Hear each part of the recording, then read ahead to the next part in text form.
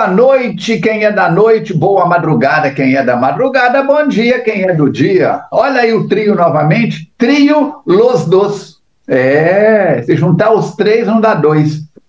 Muito bom reencontrarmos-nos nessa quinta-feira abençoada, dia 15 de agosto. E agora eu quero, queridas e queridos internautas, que vocês me respeitem mais. Agora eu já sou um homem de mais respeito, porque agora eu arredondei, sexta-feira da semana passada, eu arredondei para 70 aninhos. Já pensou? Essa coisa linda que mamãe... Olha que capricho, gente. Foi ou não foi uma noite de amor? Deus seja louvado. 70 anos, dançando forró, bolero, tudo mais, fazendo palestra para tudo quanto é lado, saltando de paraquedas. Joguei capoeira ontem, para vocês pensarem. Como é que o bicho está assanhado. Mas vamos lá, vamos cuidar de Jesus, vamos cuidar de Kardec, que a Verônica já está ali com o cabelo arrepiado quando eu começo a falar essas coisas. A Verônica acho que foi freira, é do grupo das freiras. Que ela, eu acho também. Dela, os cabelinhos da sobrancelha ficam assim arrepiados. Não, e tem um detalhe, Armando, você acha que ela foi freira, eu tenho certeza que ela continua. Oremos. Bom, vamos trabalhar, porque o capítulo hoje é grande, nós vamos fazer o capítulo todo numa dupla de programas. Hoje é a primeira parte, está aqui, ó, primeira parte. Capítulo 22, primeira parte. Se você não leu, internauta, eu vou puxar sua orelha fraternalmente. Meninas, boa noite. Quem é que começa? Eu que começo. Olá, queridos amigos, vamos então iniciar o nosso estudo de hoje com a mensagem número 184 do livro Minutos de Sabedoria, do Torres Pastorino. Ele diz o seguinte: todos nós somos iguais perante o Pai, que habita dentro de cada um de nós. Vivendo o Pai em nosso íntimo, pouca importância dá ao nosso exterior, se somos brancos ou negros, pobres ou ricos, desta ou daquela religião. Diante de Deus, não contam as diferenças externas. Só o interior importa. Se somos bons ou maus, generosos ou avarentos, amorosos ou egoístas. Pense nestas verdades. Vamos orar. Senhor Jesus, mestre querido, é com muita alegria no coração que iniciamos esse encontro, querendo falar com o Senhor, com todos os bons espíritos que estão conosco, aprendendo os ensinamentos que Manuel Filomeno de Miranda traz para nós. Obrigado, Jesus. Muito obrigado. Pela presença ilustre desses amigos espirituais, pelo seu carinho acolhedor nos nossos corações, por tantos amigos que estão conosco, mesmo que do outro lado da tela, mas nós podemos sentir cada um deles o carinho, o respeito e a dedicação conosco. Muito obrigado, Senhor. Que possamos materializar os ensinamentos no nosso dia a dia e nos transformarmos em pessoas melhores do que estamos sendo hoje. Fica conosco, nos inspira e nos ilumina para que possamos fazer o melhor. Que assim seja. Que assim seja. Oi, gente, tudo bem? Estamos aqui mais uma vez, graças a Deus, né, gente? Graças a Deus. Gravando num dia friozinho, uma delícia, e a gente não sabe como vai estar isso na hora que for no ar, mas o importante é que os corações estão quentes. Vamos lá. E aproveita, minha filha, porque o seu prazo está acabando. Prazo de quem? Seu. Onde que é? Olha ali, você não foi cigana? Abre a sua mão, aí olha a linha da vida sua, tá chegando. Tá chegando o momento de eu ficar mais linda, mais ilustre, maravilhosa, só foi isso. Você não lembra aquela música assim, ó? Ai, ai, ai, ai, tá chegando a hora. Pois é, tá chegando, mas vamos deixar para depois, vai ser um velório muito bonito. Ô, gente, vocês não fiquem preocupados não, que vocês vão morrer de saudade de mim, mas não tá chegando minha hora coisa nenhuma. Estão vendo meu lápis, né, que a Verônica me deu. Não está chegando, não, senhor. Ela não foi na última reunião mediúnica, Verônica, então não está sabendo das novidades, não. Muito bom. Verônica, minha filha, Esse lapisinho dela amarelo aí, vou te contar com ele. Tá poderosa. É a varinha da bruxa. Da bruxa, mano. A vaga patológica, Madame... Poxa, mas eu fiz isso aí para uma fada. Então, Verônica, faz aquela sinopse rápida, resume o último capítulo em 2 segundos para nós, fazendo favor. O capítulo anterior a esse foi o 21, que fala, né, sobre o mensageiro de Jesus. E nesse capítulo anterior, há um encontro no mundo espiritual com um mensageiro de Jesus. O quê? Que ele vem trazer informações essas muito profundas a respeito do nosso Mestre Jesus. E nesse encontro ele vai procurar sensibilizar aqueles que ali estão presentes, ouvindo esse mensageiro, e ali nós temos espíritos encarnados e desencarnados, esses encarnados que ali estavam presentes pelo desdobramento do sono, para que aquilo tocasse aqueles corações e que não desse prosseguimento o projeto de demolição de uma instituição espírita, que naquele instante estava sendo ali um farol de luz a iluminar muitas almas. Tá vendo? É isso aí. Quem que é o mensageiro de Jesus? Eurípides. Eurípides Barçanufo. Leiam o livro Eurípides Barçanufo, O Homem e a Missão. O Homem e a Missão. Muito bom. E nós tivemos no dia 1º de agosto, 30 anos do SOS Preces. Eu fiz uma overdose, me colocaram para fazer 3 palestras. Eu falei na segunda, falei na quinta e falei no sábado, comemorando os 30 anos do SOS Preces. E na quinta-feira tivemos uma reunião setorial e Maria da Cruz, que é uma das colaboradoras da equipe do Eurípides, que é uma das benfeitoras lá do SOS Preces, comunicou, e foi uma reunião com muitas emoções, porque nós vimos gente que não víamos desde a última encarnação. Trabalhadores do SOS Preces. Teve uma meia dúzia lá que eu achei até que já tinha desencarnado, mas estavam lá firmes e fortes. Começando então o nosso capítulo de hoje, está aqui para nós, o despertar coletivo das consciências. Opa, meninas, se é coletivo é de vocês duas e meu também. E de cada internauta que está aí. E Manuel Filomeno de Miranda começa dizendo o seguinte: de acordo com o grau de lucidez de cada indivíduo que participara da reunião espiritual, o seu amanhecer foi característico e muito pessoal. Os interessados em acompanhar o despertar de alguma das consciências daqueles que estiveram em nossa esfera, Dr. Arquimedes convidou-nos a visitar o administrador da cidade.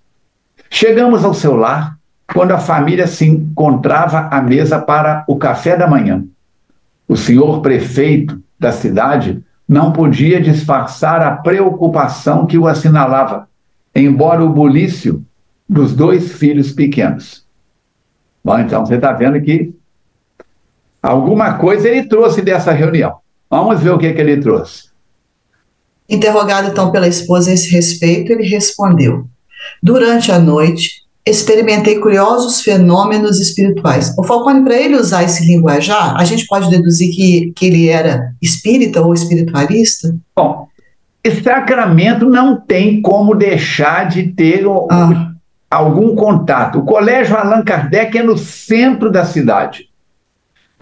No dia 2 de novembro, se não me engano, peraí, 2 vezes por ano, no nascimento e no desencarne, eu vou procurar aqui, do Eurípides Barçanufo, tem caravanas que vão a Sacramento, ônibus e ônibus até hoje.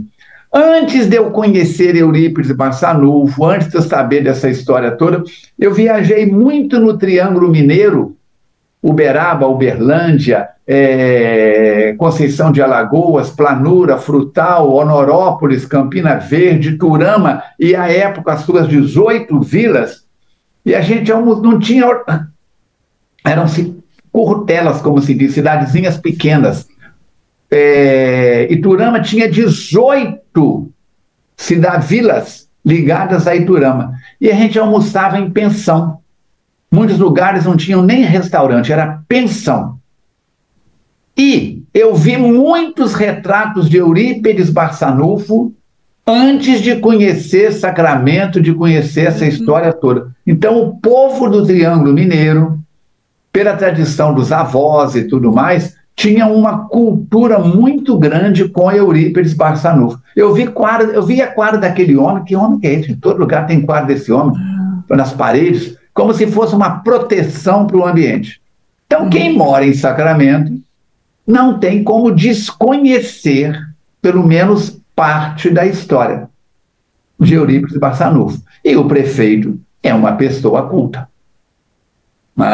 Então, provavelmente, se não é espírita, nem simpatizante, mas tem conhecimento. Conhecimento, os termos que ele vai usar aqui, né?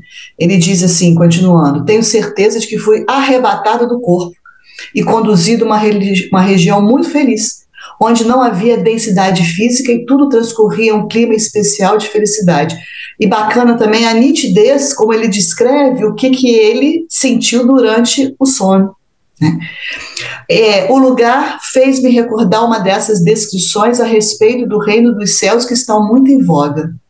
Eu me encontrava ali, convidado para participar de um encontro inabitual, que foi uma coisa excepcional.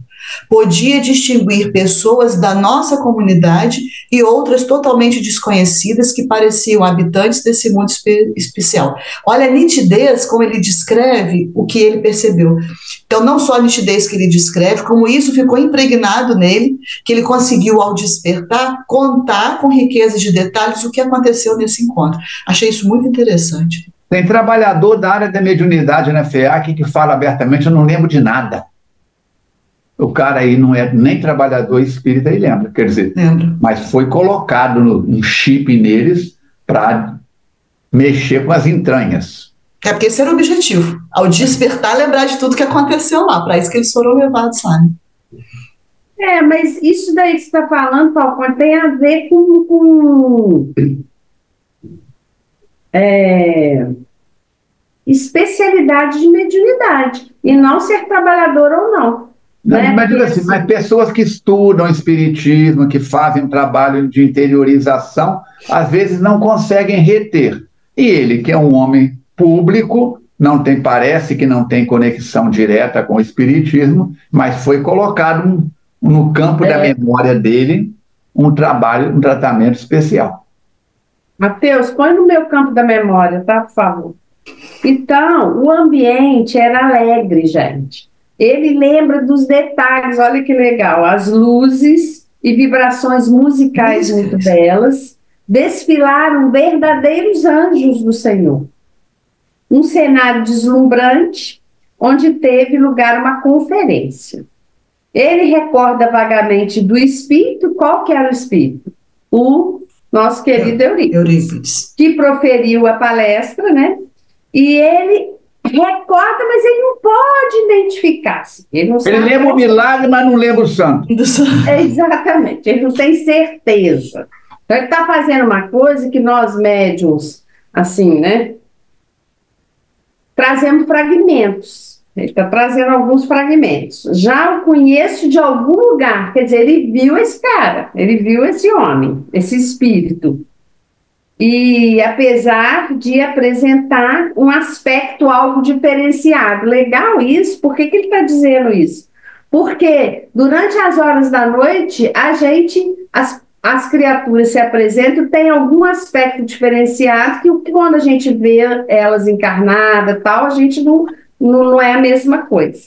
Utilizando-se de palavras que me penetravam a alma, ele referia-se a Jesus e ao seu ministério. O último capítulo que nós estudamos, o que acontece? É o mensageiro de Jesus, mas o tempo todo Eurípides falou sobre Jesus, falou sobre a história de Jesus, né?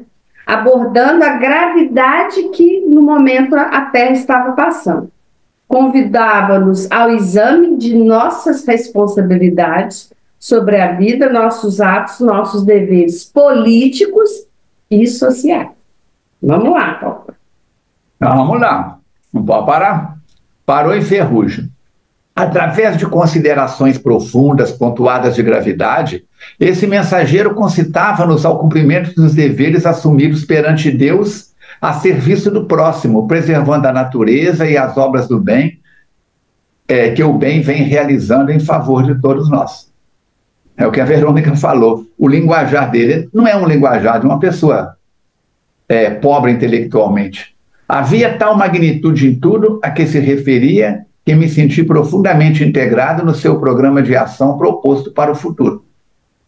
Ao terminar, senti-me transportado ao paraíso, como nunca antes me ocorrera com tal intensidade, e nunca havia tido uma recordação onírica, que quer dizer onirismo, sonho, nessa intensidade.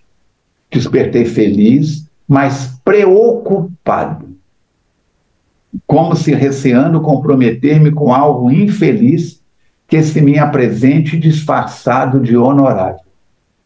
Olha a máscara da ilusão.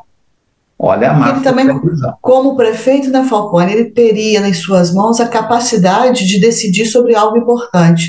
Claro. Talvez essa importância também de fixar isso na memória dele. Porque dentre todos que estavam ali, a autoridade maior seria ele, e ele teria condições de evitar o que estava sendo proposto ali, que era a demolição da instituição. Né? Ele é a autoridade máxima, não é o delegado, não é o juiz. Pois é. Nesse aspecto aí, mas ele é a autoridade máxima. Ele que vai bater o martelo e dizer: libera o loteamento, não libera o loteamento. Daí a importância de nele estar tão bem fixado todos esses momentos dessa reunião. E ele continua dizendo: pensando maduramente, desde o momento que despertei, não mais pude conciliar o sono, cheguei à conclusão que se deve tratar do projeto de desapropriação de uma área que vem sendo cobiçada por muitos companheiros que desejam construir um condomínio de luxo. Então, olha só, ele foi para essa reunião durante o sono de desdobramento, não foi falado abertamente o que era, mas ele, ao despertar, ligou uma coisa na outra. Então, aquele lugar é um ponto de luz, estão querendo destruir. Então, ele fez essa conexão. E aí ele se recordou dos pedidos que foram dirigidos a ele por pessoas honradas e dedicadas ao bem, solicitando que aquele patrimônio fosse preservado, porque aquilo ali estava dignificando a cidade. E como consequência, depois de tudo isso, ele estava disposto a interferir vigorosamente, então, quer dizer, com ênfase, com decisão, junto ao presidente da Câmara, a fim de quê? De que não se deixassem fascinar pelo canto das sereias da ilusão, que era a construção do condomínio de luxo, e com isso se comprometendo moralmente de uma forma desastrada. Aí, aproveitando uma pausa que se fez, a esposa dele entra na conversa e fala que é estranha a narração que ele está dizendo, porque coincide com o sonho que ela também teve durante a madrugada. Quer dizer que mulher e prefeito também tem voz ativa, tá vendo aí, ó? Pode interferir em alguma coisa. Se ele não lembrasse, ela lembrava. Atirou no que viu, acertou no que não viu. E ela disse que não lembra dos detalhes, como ele estava lembrando e descrevendo, mas que ela tem nítidas algumas imagens e que essas imagens se harmonizam com aquilo que ele estava informando para ela naquele momento. Aí o que ela se recorda? Do coral de crianças que ali estava presente e vagamente, né? Não recorda das crianças, das pessoas que estavam ali, do comportamento das pessoas ao ouvir aquele mensageiro. E aí ela fala também que das palavras ela lembra vagamente, mas que aquelas palavras a tocaram profundamente e despertou nela muitas emoções, principalmente porque ele estava falando ali de Jesus. Continuando, não há dúvida, estamos num momento muito sério da nossa existência e devemos agir com equilíbrio e justiça. Tenha muito cuidado. É bom que, assim, o negócio ficou neles, né? Foi feito pelo mundo espiritual um trabalho que, quando é para ser, não tem jeito, gente. Você ouviu a vovó falar que é do homem o gato não come? Não tem jeito não, gente. Fica desesperado não, que não tiver que ser, vai ser. Fomos visitar outros convidados por cuja presença nos houvéramos responsabilizado. Ô, Jesus! E os comentários eram os mesmos, eles estavam lembrando daquele sonho. Naquele mesmo dia, o senhor prefeito reuniu com o presidente da Câmara dos Vereadores, né? E aí conversaram demoradamente, e aí ficou resolvido que aquela área do Santuário de Amor não ia ficar disponível em momento nenhum. Isso que eu achei legal. E olha o que mais. E olha o que mais. Ela vai ser preservada para o futuro. É isso? Ficaria. Por que é preservado? Iam fazer um documento dizendo que aquilo ali era intocável. Ela não ia ser tocada. Isso o próximo prefeito, se fosse de outro partido, determinasse outra ideia. Aquilo ali virou patrimônio. Ele cercou de todos os lados, né? Foi muito legal isso, né?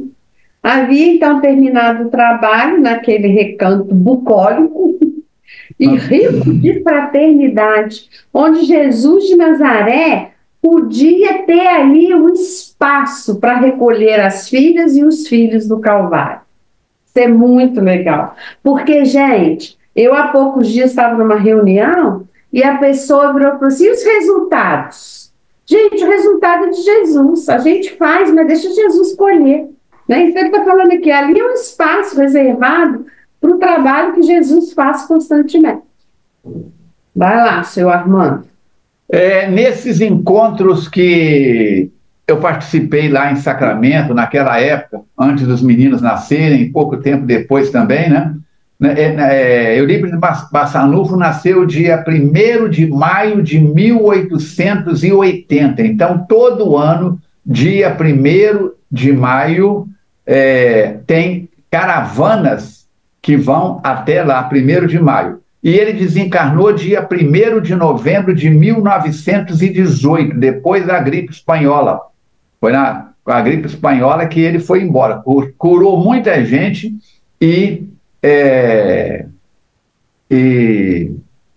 ele mesmo acabou desencarnando com a gripe espanhola. Então, se você, internauta, for lá nos programas de busca e procurar Eurípides Barçanufo, o Colégio Allan Kardec, tem muita coisa para você pesquisar, Igorina Cunha e tudo mais. Nosso companheiro Ângelo, entusiasta e gentil, considerou conosco: além da vitória lograda pelos simples e puros do coração, que terão seu recanto de paz para o serviço do Senhor, alegra-me consideravelmente o feliz resultado ao verificar que muitos espíritos que chegaram agressivos e tumultuados foram recolhidos nas dependências da organização, podendo ser transferidos agora em outra condição para a nossa esfera. Quer dizer, a gente acha que benefício para espírito sofredor tem que passar pelo médium. Não, o contato com a luz ilumina. André Luiz coloca na abertura do primeiro livro dele: quando o trabalhador está pronto, o serviço aparece. Então não é necessário a gente ter um encontro direto com Chico Xavier, com Madre Teresa de Calcutá, com Martin Luther King, com Mahatma Gandhi. Não! Você vai numa reunião protestante, o pastor fala alguma coisa lá que mexe com você diferente do que com os demais presentes. Se assiste uma homilia de um sacerdote, realmente sacerdote, aquilo mexe com você. Você pega uma mensagem, você escuta uma música do Padre Marcelo, você pega uma cena de um filme. Olha quantos chamamentos nós temos a nosso favor. Agora imagina com a vibração dessa que está aí, que é diferente. Assim mesmo, aqueles que permanecem lá por momentânea impossibilidade de compreensível de impossibilidade compreensível, serão beneficiados pelas vigorosas energias existentes e pelos estudos do Evangelho que são realizados ali. Não tem como você ficar no sol e falar assim: estou sentindo frio. O sol te aquece. Seja a sua pele branca, amarela, vermelha, negra, o sol te aquece. Se você não é cego, não tem como sair da caverna, do eu, do ego, e dizer que não está enxergando as coisas lá fora. Anuímos os demais com os conceitos emitidos pelo amigo, porquanto o essencial é a manutenção do psiquismo elevado, que se encarregará de espraiar-se, modificando a qualidade vibratória do planeta. Realmente, sensibilizado pelo ponto abordado, permiti-me também considerar. Antes que ele considere, eu pergunto: já preparou a sua água? Lembra que o nosso encontro é um culto do Evangelho no lar. É importante a gente lembrar também, quando a gente olha para o lado físico de uma instituição religiosa, que não é só o trabalho que é feito ali no mundo material. Aquela construção é muito mais ampla no mundo espiritual, e que o trabalho espiritual é muito maior do que o que é ali no campo físico. Então, a destruição daquele espaço não só acabaria com a ajuda aos encarnados, mas olha o trabalho pelos desencarnados, que era uma coisa extraordinária que era feita ali. Então, eles iam ter que se alocar em outro lugar, iam ter que se reajustar isso tudo, de uma complexidade muito grande. Isso é bom para a gente olhar com olhos de que ali naquela instituição, seja ela de que núcleo religioso for, existe um trabalho espiritual muito grande, muito maior do que é desenvolvido ali no plano terreno. E aqui ele está demonstrando isso para a gente. E aí ele considerou, então, vive-se na Terra hoje um momento histórico muito grave, no qual os sentimentos nobres vêm cedendo lugar às paixões subalternas, então justificando que eles queriam terminar com aquele ponto de luz para construir ali um condomínio de luxo, visando lucro, naturalmente, né? Que já deviam estar superadas pelo ser humano. Em face, porém, das convulsões políticas perversas que abalam o globo, gerando dores lancinantes, aumentando a miséria que já é insuportável, fomentando a loucura da agressividade e da violência, estimulando o aumento dos desvarios sexuais e da drogadição, há uma avalanche de ódio e diferença que por pouco não apavora. Então, diante dessas circunstâncias todas adversas que a gente vê no nosso dia a dia. E ele ressalta que os valores morais e os objetivos espirituais, quando não desconsiderados, não deixados à margem, na indiferença ou na zombaria, ameaçando-se reduzir todas as conquistas da cultura, da ética e da civilização ao caos do princípio. Então, esses valores morais, eles precisam se erguer, eles precisam continuar vivos, vibrantes. Para quê? Porque só com esses valores morais é que nós vamos conseguir tirar isso tudo que ele falou antes. Agressividade, ódio, violência, desvarios. Então, nessa elevação de valores morais é que se vai diminuir aquilo que não é moral. Perfeito. Governos embriagados pelo poder econômico e bélico deliram, impondo-se demais povos de maneira constrangedora e desafiando os códigos dos direitos humanos, conseguidos com muito empenho e sacrifício, a fim de dar evasão aos seus conflitos internos e às suas arrogância doentia. A gente está vendo isso atualmente, embora o livro não tenha sido escrito agora nesse ano nem no ano passado. Olha os conflitos armados, tantos que existem pelo mundo afora. É o quadro disso aqui que ele está descrevendo. E como consequência, esses corifeus, que seriam os influenciadores da hediondez, fomentam guerras de extermínio, tendo cuidado de permanecer muito distante das áreas perigosas, resguardados na sua loucura, enquanto as vidas jovens idealistas de milhares de criaturas são despedaçadas para aumentar a sua arbitrária dominação, que será sempre de reduzido período de tempo. Olha que coisa mais profunda, retratando esses momentos de conflito armado e as lideranças que promovem isso. E esses não se dão conta, esses que são os agentes do mal, que o carro orgânico desliza muito rapidamente pelas vias do calendário, ou seja, a encarnação passa muito rapidamente, e vão levá-los no rumo da fatalidade biológica que vai culminar com a morte. E alguns deles, o amigo Petitinha fala, fascinados pela própria falácia, acreditam-se cristãos e dizem-se profetas de Deus, porque quantas guerras, quantas lutas são erguidas em nome de Deus. E o exemplo daqueles que os anteciparam, que vieram antes desse, que a história está recheada de exemplos, falou o Germano, de forma alguma desperta-os para a fragilidade que finge ignorar. Onde se encontram os dominadores da Terra, enlouquecidos e destruidores que submeteram o planeta ao talante das suas alucinações? Todos sucumbiram, todos eles. Alguns foram desapeados do poder por outros semelhantes, que os odiavam enquanto serviam. Nossa, a história está cheia desses exemplos, né? O braço direito de alguém que se vira contra aquele alguém para poder tomar o poder. Então, isso aí, no decorrer da história, muitos exemplos que tem isso aí. Inúmeros foram consumidos por enfermidades degenerativas que já traziam no âmago do seu ser e com esses desprautérios aceleraram essa enfermidade vindo a desencarnar. Outros enlouqueceram completamente nos desmandos e nas suas orgias pessoais. E um sem número envelheceu na prepotência em que a morte os arrebatou. Ou seja, meteram os pés pelas mãos e a consequência disso foi grave. Foi triste, né? Foi deprimente. Desafiador. Ângelo prosseguiu. Todos, porém, têm retornado ao carreiro. Concorre, é a Mirinha. Ih, ó. Eu achei que eu já tinha ido. Vai lá, Mirinha. Minha parte, gente, vocês estão vendo, né? É só a minha, e não embaixo do Verônica, tá, gente? Isso é porque ele é meu amigo. Aí o Ângelo Você prosseguiu. lembra da música? Amigo, palavra fácil de se pronunciar. É verdade. Coisa difícil de se encontrar. Exatamente. Todos têm retornado através das reencarnações. Oh, meu Deus, graças a Deus, Senhor. Graças a Deus que tem esse negócio de reencarnação para a gente voltar e acertar os nossos poderes. Porque senão, como é que ia ser, gente? O negócio não sei, ia desgringolar de um jeito que eu nem sei, não.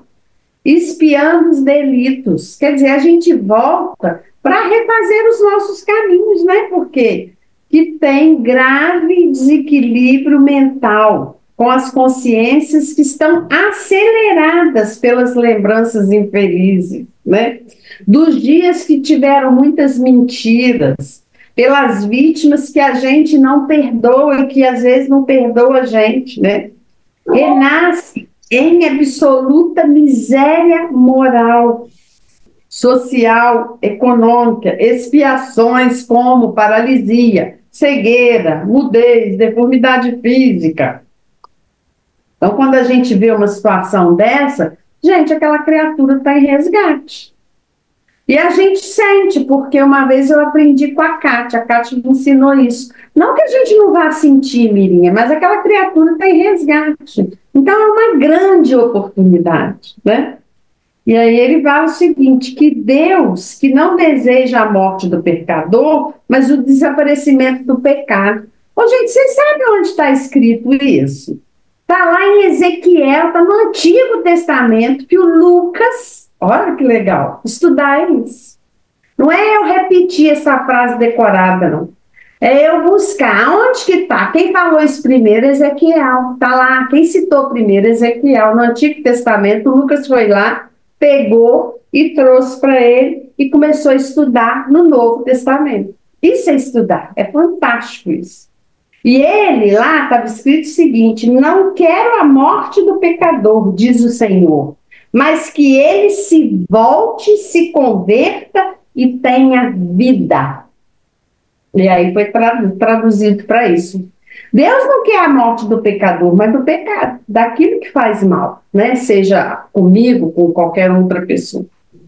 Quando o conhecimento da reencarnação, então, brilhar na gente, no íntimo do ser humano, o doutor Almeida continua, ele saberá conduzir-se, constatando que a existência física é dom de Deus para o processo de desenvolvimento e de sabedoria. Nessa oportunidade, o que vai acontecer? O bem vai triunfar, gente. Mas a gente ainda está num planeta de provas e expiações, então o mal está por aí, está por aqui, viu, gente? Não está por aí, não está por aqui, viu? A justiça dignificará os atos dos indivíduos, o reto culto do dever se elevará, o respeito à vida e a todos os recursos terá primazia sobre a soberana lei do amor. O que ele está falando aqui? Que o bem vai triunfar. Sine qua non. Mais cedo ou mais tarde. Mais cedo ou mais tarde. Fazendo uma pausa significativa, ele nos levou à reflexão. Sigamos a outro núcleo de trabalho, onde estamos sendo aguardados. Gente, o trabalho não acaba. Ai, eu estou tão cansado, eu fiz 3 palestras na FEAC semana passada e nós fizemos culto aqui do nosso encontro 183 e não sei o quê, e mimimi, ai, nossa senhora, a cabeça está quente nada, Falcone. Você pega lá o programa na internet e fica só passando o dedinho. Que isso? Eu, hein? Senta na frente da televisão para assistir um documentário, o documentário passa para outra coisa, quando vê, passaram 3, 4 horas. Como é que a gente não cansa de... Começa a bater papo com um amigo, bater lata, como diz a meninada, e amanhã vai embora, ou à tarde vai embora, ou à noite vai embora. Então, sigamos a outro núcleo de trabalho onde estamos sendo aguardados. É trocar a cruz de ombro. É trocar a cruz de ombro. Logo depois, alcançamos uma cidade movimentada e rica de sol. O progresso tecnológico e científico desenvolvê-la, inscrevendo-a entre as muitas importantes cidades do país. Deve ser a Adolfo Dutra. Dirigimos-nos à área suburbana sob orientação do nosso benfeitor. Tchan, tchan, tchan, tchan.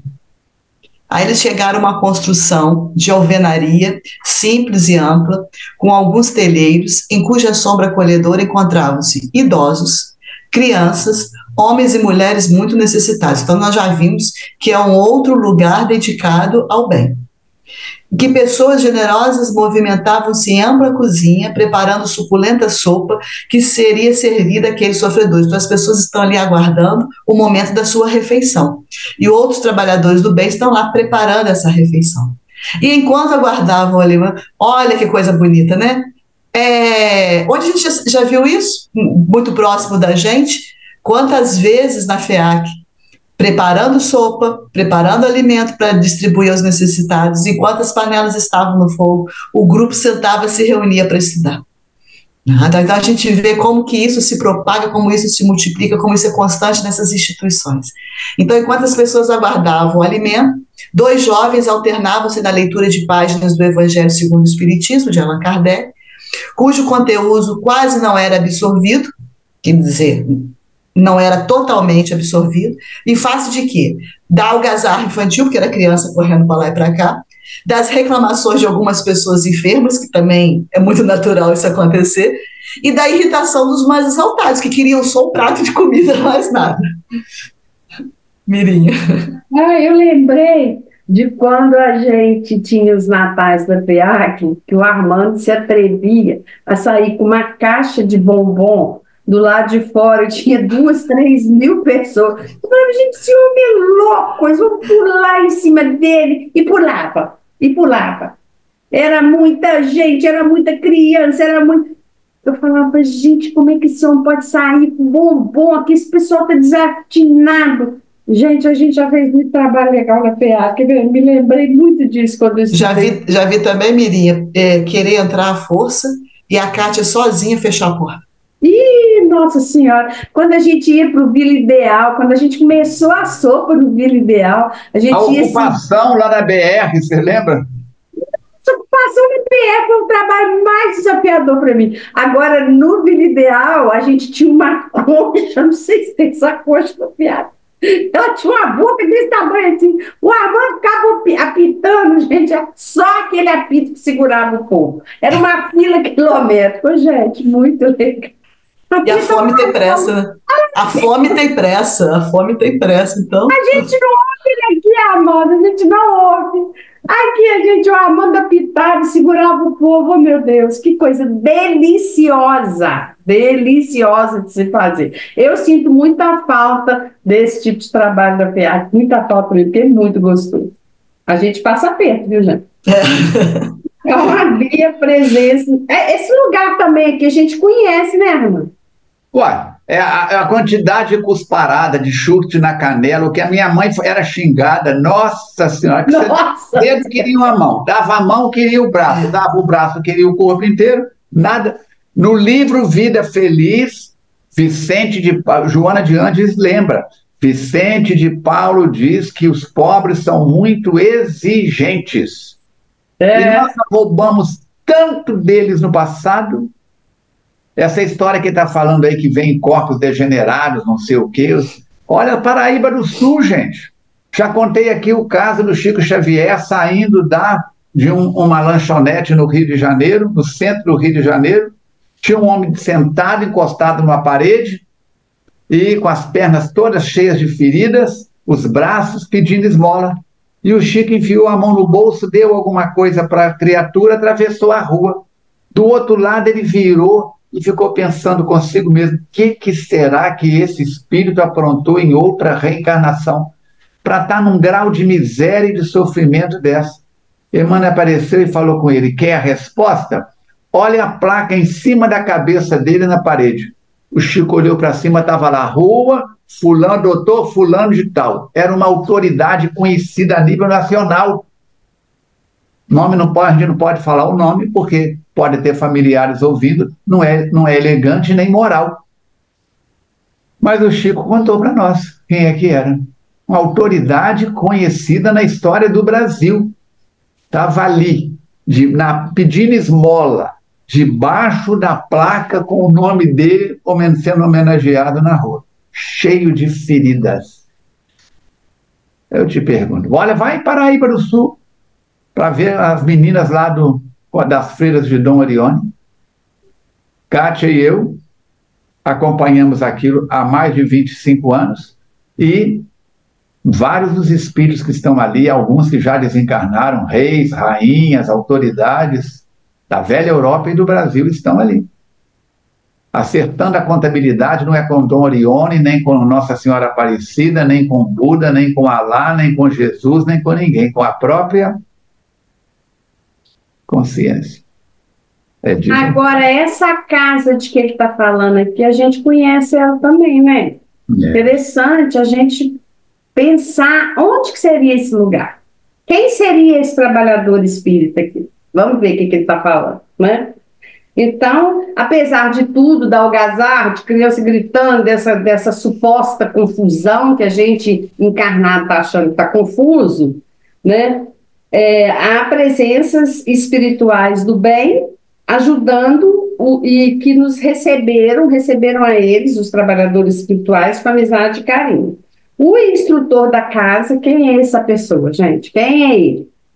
Nobre trabalhador do espiritismo no passado, agora desencarnado, está falando de um espírito aqui, prosseguia no labor que se desenvolvera na Terra, quando fundara a instituição sob as bênçãos de quem? Do venerando Vicente de Paulo. Não é de Paula, todo mundo fala São Vicente de Paula, né? Não, São Vicente de Paulo. Conduziu-nos à pequena sala onde se aplicava passes e onde se experimentavam psicosfera superior. Quem foi São Vicente de Paulo? Ele foi o patrono da caridade, e ele falava isso mesmo. Os necessitados são ingratos. Ele falava isso e falava com muita firmeza, São Vicente de Paulo, convidando-nos a que nos sentíssemos à vontade. Agradeceu a nossa visita e referiu-se ao programa para o qual ali nos encontrávamos. O que a gente vai fazer aqui, né? Tratava-se de quem? Do dedicado médium Isidro. Acho que ele é amigo do Armando, esse médium aqui. E aí, sobre quem repousavam as elevadas responsabilidades. O Armando conhecia esse cara. Responsabilidade de condução do serviço de intercâmbio e de correspondência do além-túmulo e daqui. Agora o Armando vai contar pra gente aí. Quem é esse cara? Vamos lá ver. O amigo afeiçoado encontrava-se desanimado e exaurido. Porque cansa, gente. Cansa o corpo e a mente. Nas suas energias que dedicava à prática da caridade, sob todos os aspectos possíveis. Especialmente porque vivia vampirizado por antigo obsessor que ora se encontrava ao seu lado no corpo físico e era inclemente cobrador, constituindo-lhe motivo de contínuo sofrimento. Soberbo e ingrato, o comensal da sua fraternidade, quer dizer, a pessoa que era da intimidade dele, extrapolava com facilidade na execução de qualquer tarefa, caracterizando-se pela crueldade esquizofrênica de que era portador e pelos distúrbios epilépticos que o estertoravam com relativa frequência, quando os adversários do passado mais lhe dominavam a usina mental. Rebelde e vulgar, agredia a todos, gerava dificuldades, acreditando no apoio que lhe oferecia o benfeitor, obrigado à carga pesada. É aquela turma que eu falo, que recebe o dedo, que é a mão, recebe a mão, que é o braço. Não tem sido poucos os momentos profundamente desagradáveis e anti-evangélicos propiciados pelos comparsas das trevas, agasalhado no coração do missionário do amor. Estes têm sido dias terríveis, ante os quais preocupamos-nos com as débeis resistências do nosso médium, que sorve o cálice da amargura decorrente da presença do vingador. E por que o acolhe junto ao coração se lhe constitui um obstáculo à realização dos objetivos espirituais? Tudo começou há 50 anos, mais ou menos, quando Isidro era jovem e encontrava-se no apogeu das forças mediúnicas. É o passado refletindo no hoje. E é o hoje que vai refletir no futuro. E aí ele continua falando que ele se dedicou ao Ministério da Mediunidade, especialmente no trabalho da desobsessão, e que, no momento oportuno, comunicou por seu intermédio um antigo adversário que o ameaçava por processos inclementes de vingança. Referia-se ao que sofrera em suas mãos de pessoa religiosa por volta do século XVI na França Católica, após a tormentosa noite de São Bartolomeu, que a gente até já comentou em programas passados, porque nós já temos aí alguns personagens que também estão ligados a essa noite de São Bartolomeu.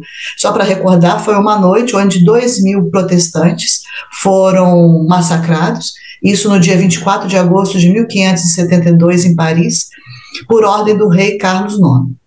Então ele estava envolvido nesse momento, estava ali, queria uma vingança por causa disso.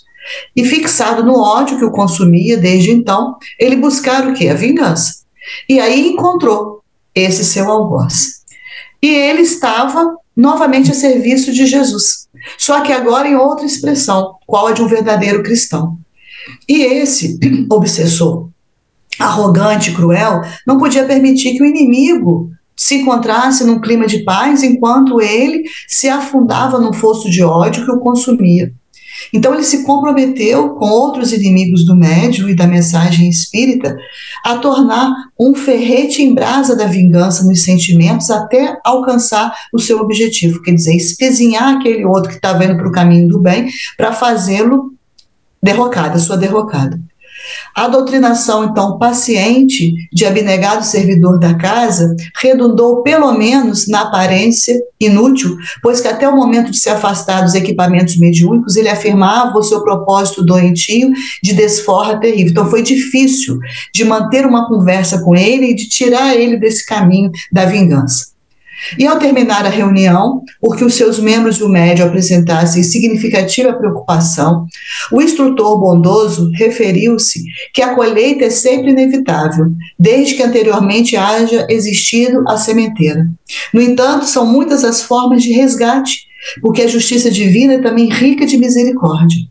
E com muita sabedoria, olha que coisa bacana, ele propôs ao médium que ele poderia optar entre ter esse adversário do seu lado na condição de desencarnado, e aí seria uma condição sem freio e sem controle, porque um está encarnado e o outro desencarnado, ou também ao seu lado, no corpo físico, porque aí ele poderia experimentar de menos liberdade de ação. E aí, após meditar demoradamente, em dias posteriores, eu imagino a dúvida que surgiu na cabeça desse Isidro, da escolha que ele teria que fazer dali para frente. E aí, conforme ele mesmo confidenciou, ele aceitou receber na condição de companheiro carnal. Então, por isso que agora os dois estão juntos, encarnados, e vivendo em castidade, a fim de canalizar todas as suas energias para a função mediúnica. Ele aceitava o inimigo em futuro corpo físico por intermédio de outrem, a fim de o ajudar, investindo sacrifício e abnegação por amor a Jesus. Então a gente consegue compreender o quadro que se apresenta agora diante desses amigos. Dois irmãos, um querendo atrapalhar a vida do outro e o outro querendo ajudar ele. Então, o embate, as dificuldades que esses dois espíritos vão apresentar aqui nesse momento. E aí, na semana que vem, a gente vai continuar. Mas é preferível ter camarada complicado ao seu lado na Terra, porque por muito que conviva no dia a dia, ainda tem uma trégua, do que desencarnado. Na palestra do outro dia, eu desci da tribuna, fui até o salão e bati nas costas de um cidadão e falei, imagina se esse camarada que está aqui começar a falar mal de mim, levantar um monte de calúnias a meu respeito, me agredir, falar mal da minha família, etc, etc, etc. Eu tenho um 38 em casa, com 6 balas, eu vou e descarrego nele. Posso ou não posso? Aí uma mulher do lado falou assim, pode não. Eu falei, posso. Livre-arbítrio. E depois? Ele acorda no mundo espiritual. Não me perdoa. E diz, desgraçado, Falcone matou meu corpo. Cola pelo magnetismo no meu campo magnético. E aqui encarnado eu te encontrava com ele de vez em quando, na FEAC, aqui, ali, acolá. Podia ser até um vizinho, um membro da família, mas não vivia 24 horas juntos. Agora ele está no mundo espiritual. Não tem, entre aspas, o que fazer. O que ele vai fazer? Vai ficar 24 horas atrás do Falcone. E aí, como é que eu me livro dessa criatura? Por muito que eu trabalhe, vai ser um tempo muito maior, Verônica, do que a reconciliação com a criatura encarnada. Tudo é aprendizado. Tudo é aprendizado. Você conhece aqui que tudo na vida tem um preço? Uhum. Agora, o bacana também foi a equipe espiritual colocar ele a par da situação e deixar ele escolher, né, Falcone? Tem um outro enfoque quando a coisa não é imposta e é escolha. Daí porque ele tem essa condição de conseguir ou de tentar aparar essas arestas com esse inimigo. Com certeza. Na escolha dele. Vamos aproveitar, então, o desafeto de hoje, o caluniador de hoje, é o camarada oficial de justiça entregando a convocação para você comparecer na frente do juiz. O cobrador de hoje é alguém que nos lembra das nossas fragilidades. Mirinha, você, eu, todos nós, cada internauta, em alguns setores da vida temos telhado de vidro. O cigarro, eu já estou resistente. Pode me oferecer o cigarro mais caro do mundo que eu não vou me atrever. Mas e o álcool? Não, para o cigarro e para o álcool eu estou forte. E para a fofoca? E para a pornografia? E para a violência? E para... Cada um tem o seu calcanhar de Aquiles. O que a Mirinha já venceu, você está lutando. O que você já venceu, eu estou lutando. O que eu já venci, a Mirinha está passando aperto. Dentre vós, o que estiver livre de pecado, atire a primeira pedra. Se você está assistindo o nosso encontro 184 e reside em Juiz de Fora, eu tenho um convite especial para você. Hoje é dia 15, na próxima semana, dia 24, não é depois de amanhã, não. Sábado, mas não é sábado depois da manhã, não. Nós vamos ter mais um programa que eu vou te lembrar de novo. Mais um encontro, 185. Você tem um encontro marcado comigo na FEAC. Que horas, Falcone? Sábado. Nós estaremos às 17 horas, iniciando mais um curso básico de doutrina espírita, e a primeira e a última aula é comigo. E você é nosso convidado. Formamos um círculo grande e são 15 encontros diferentes, sem contar os 2 comigo. De aprendizado, não sei nem qual, se fôssemos colocar número, não sei nem quanto que seria esse encontro. Mas é uma experiência extraordinária. A Verônica fala nele. Você fala qual a sua aula, Verônica? Desobsessão. Desobsessão. Então vamos trabalhar. Eu também. Você não fala, não? Falo sim. A minha aula é Centro Espírita, Movimento Espírita. Tá vendo? Eu também falo. Eu também falo. Viu que esse trio aqui não separa, não. Deus fez e Deus juntou. A minha avó dizia, Deus fez, o diabo juntou. Aqui Deus fez e Deus juntou. Falar nisso, hoje é dia 15, ontem foi aniversário da vó Chica. Foi! 14 de agosto. Quantos anos ela vai fazer? Poxa, minha querida! Ela é minha amiga. Receba o nosso abraço. E já Receba! anota aí, cara internauta, o nosso próximo livro é Sexo e Obsessão. O de você está aí ao alcance da mão, o meu não está, não. Está lá em cima. O meu é velho. Olha lá, ó. Sexo e Obsessão. Esse é o próximo livro. As meninas já passaram para a Ana Lúcia Campos. Ela já deve ter encomendado. Se não chegou, está chegando. Já prepara o dinheiro, o din-din, o cartão de crédito, porque o livro é extraordinário. Vai mexer com todos nós, da mesma forma que esse está mexendo. Ô, gente, esse livro, ele é de arrepiar os cabelos do perispírito. Filomeno estava no ápice da formação, graduação de obsessão. Ele nasceu a partir do Trilhas da Libertação, aonde lá se trata do antônimo das 4 nobres verdades, o antônimo, que é sexo, vaidade, poder e dinheiro. Olha, maravilhoso. Ô, Mirinha, então a gente podia quebrar a ordem, fazer primeiro o Trilhas da Libertação e depois o Sexo e Obsessão. Porque esse livro nasceu do Trilhas da Libertação, eu acho. A gente pode quebrar. Só que tem um entre os dois, tá? Entre o Trilhas e o Sexo e Obsessão, tem o Tormentos da Obsessão. Tem o Tormentos. Aí a gente vai pular. É muita obsessão. É muita obsessão. Ó, deixa eu te falar, esse livro é muito, muito bom. Preparem-se, Vamos fazer o Sexo e Obsessão. Nós estamos retroativos. E a qualquer momento, se Manel Filomeno de Miranda soltar outro livro, a gente termina o que está fazendo e vamos para o livro novo. Tá bom?